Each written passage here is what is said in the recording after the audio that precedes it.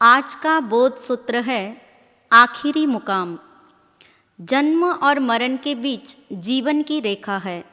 जीवन का समापन मृत्यु है, इसलिए जीवन की अवधि विशेष होती है, किंतु यह अवधि नियमित नहीं है। फिर भी यह तय है कि जीवन यात्रा का आखिरी मुकाम मृत्यु ही है। प्रत्येक प्राणी हर क्षण मरण को प्राप्त हो रहा है। इसे नित्य मरण या आवीची मरण कहा जाता है। स्पष्ट है, जिसे हम आयु की वृद्धि कहते हैं वह वस्तुतः वृद्धि नहीं, ह्रास है।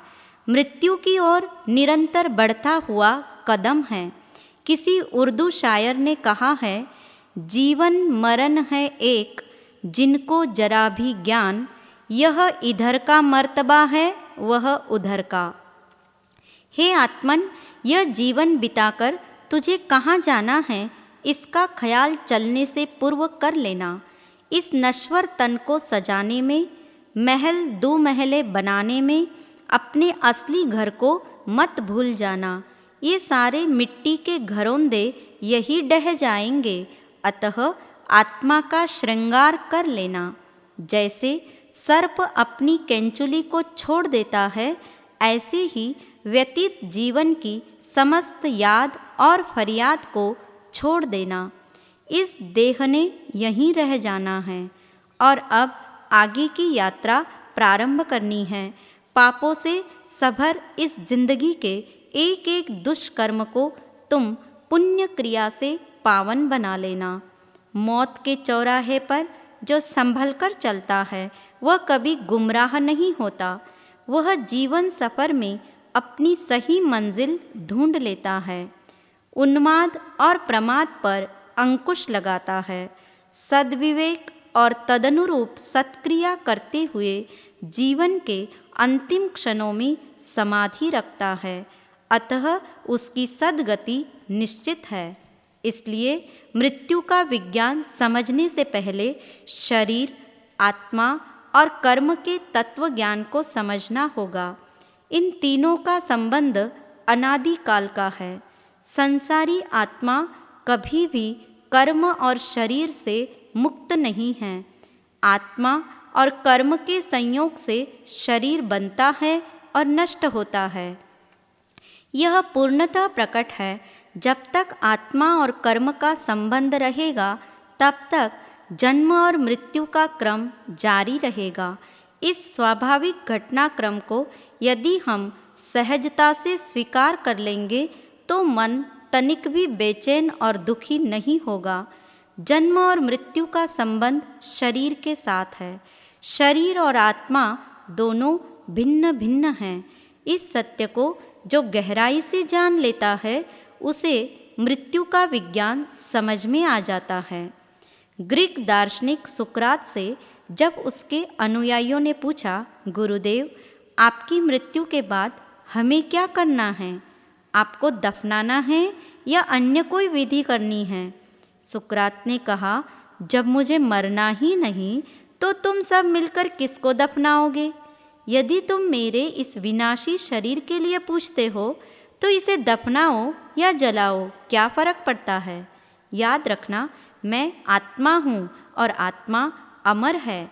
इस वास्तविकता को जो जीवन में उतार लेता है, उसके लिए मृत्यु परमानंद का विषय बन जाती है। मृत्यु दुखदायक न बनकर मंगल रूप बने, अभिशाप न बनकर वरदान बने, इसके लिए जीवन सरिता की प्रत्येक धारा का सदुपयोग कर लेना, क्योंकि कल आएगा ये निश्चित हकीकत है, पर हम कल होंगे ये निश्चित नहीं कहा जा सकता। अधिकांश लोग इस भ्रांति में जीते हैं कि जवानी में संसार के काम कर लेने दो, जब बुढ़ापा आएगा तब धर्म आराधना करते हुए मृत्यु की तैयारी कर लेंगे। वैसे ही बुढ़ापे में शरीर की शक्तियाँ कमज़ोर होने के कारण करने के लिए शेष क्या बचेगा? उस वक्त इस जीवन को सार्थक बनाने के लिए शुभ कार्य कर लेंगे। ऐसी धारणा रखने वाले क्या नहीं जानते कि बुढ़ापे में जब संसार के कार्य करने की शक्ति नहीं होगी तो आत्मकल्याण के लिए शक्ति कहाँ से आएगी? जिन कमज़ोर आँखों से अखबार पढ़ना या टीवी देखना कठिन है, उन आँखों से क्या स्वाध्याय कर सकोगे? जिन लड़खड़ाते पैरों से घूमना फिरना कठिन है, वे लड़खड़ाते पैर तीर्थ यात्रा या धर्म स्थान पर कैसे जा सकेंगे? पाचन शक्ति की क्षीणता में जब हलवा पूरी या कचौड़ी खाना मुश्किल है, तो उस दुर्बल शरीर से तप साधना हो या धर्म आराधना कैसे संभव हो सकेगी? अतः अपनी जीवन डायरी के पन्नों पर स्पष्ट रूप से लिख लेना कि धर्म हो या अधर्म, पुण्य हो या पाप, दोनों के लिए शरीर की शक्ति आवश्यक है। इसी कारण बुढ़ापे में धर्म नहीं हो सकता। स्मरण रहे, धर्म आराधना के लिए सुविधा उतनी आवश्यक नहीं है जितनी शरीर की शक्ति आवश्यक है। शक्ति के काल में चाहे जितनी असुविधा हो तो भी धर्म किया जा सकता है। अब भी समय है शुभ के लिए। कल की प्रतीक्षा मत करना, कल कभी नहीं आता, क्योंकि जिंदगी के द्वार पर जब भी कल आएगा हमेशा आज बनकर आएगा।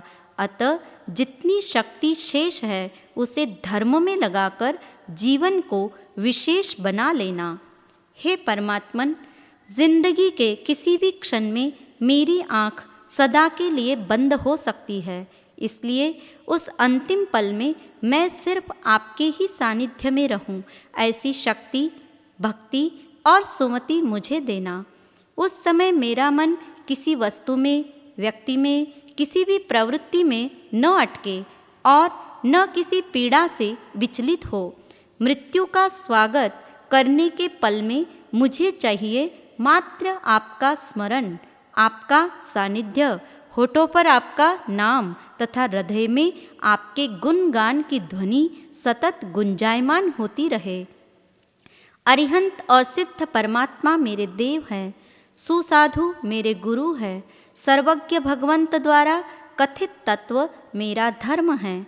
जब सब कुछ छोड़ने की वह अंतिम बेला मेरे सामने आ जाए, तब मेरे मन में किसी भी किस्म की इच्छा शेष न हो, कोई बेबसी नहीं हो, कोई रंज ना हो, किसी के प्रति शिकायत ना हो। दुनिया के तमाम क्रियाकलापों से मेरा मन पीछे हट जाए। मृत्यु चाहे किसी भी क्षण आ जाए, मैं उसे प्रशांत भाव से जागृतिपूर्वक स्वीकार करने के लिए तैयार हूँ।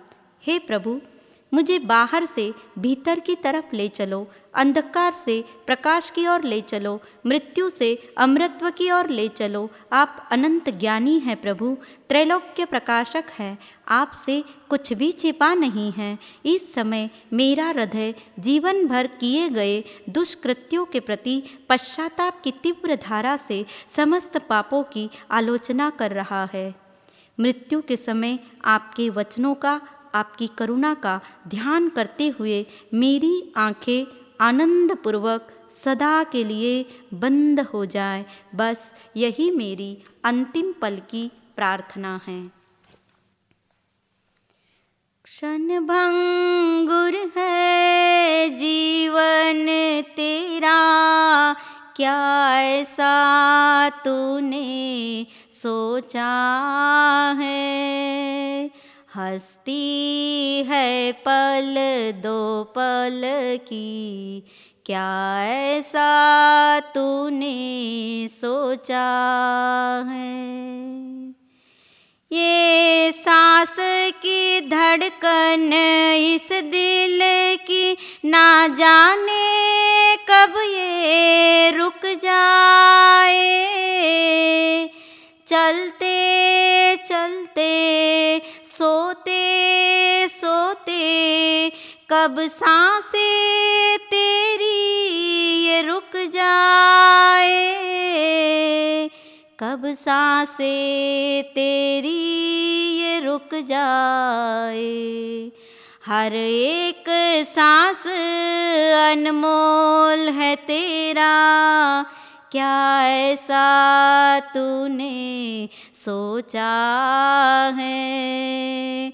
हस्ती है पल दो पल की, क्या ऐसा तूने सोचा है। क्षण भंगुर है जीवन तेरा, क्या ऐसा तूने सोचा है। हस्ती है पल दो पल की, क्या ऐसा तूने सोचा है।